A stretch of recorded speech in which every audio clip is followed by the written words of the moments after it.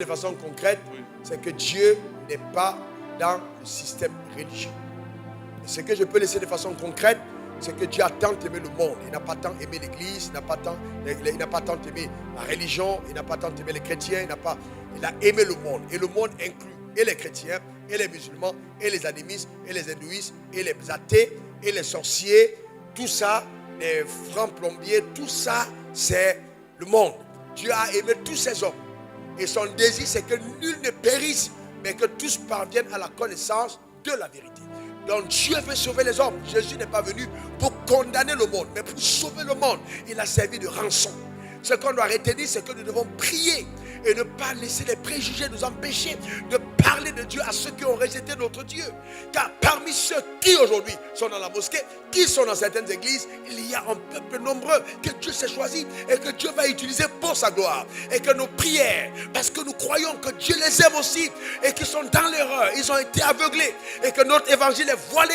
Il est voilé par celui dont le Dieu de ce siècle a aveuglé l'intelligence. Nous sommes résolus et déterminés à briser les barrières et à vaincre par la loi de l'amour. Car nous devons aimer nos semblables, aimer notre prochain et penser à leur salut éternel et empêcher qu'ils aient un enfer.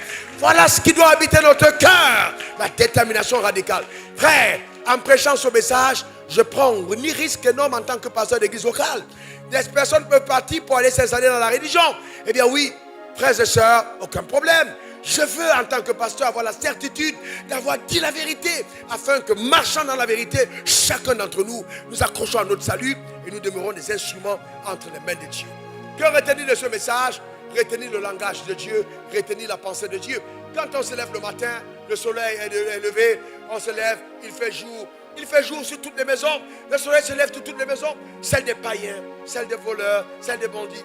Et ceux même des enfants de Dieu. Dieu est tellement bon, il est tellement patient.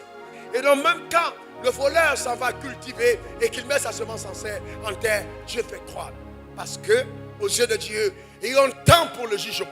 Et donc, qu'est-ce qu'on doit faire? Vraiment avoir de la compassion pour ceux qui sont égarés et ne pas croire qu'ils sont condamnés de facto parce qu'ils appartiennent à une religion.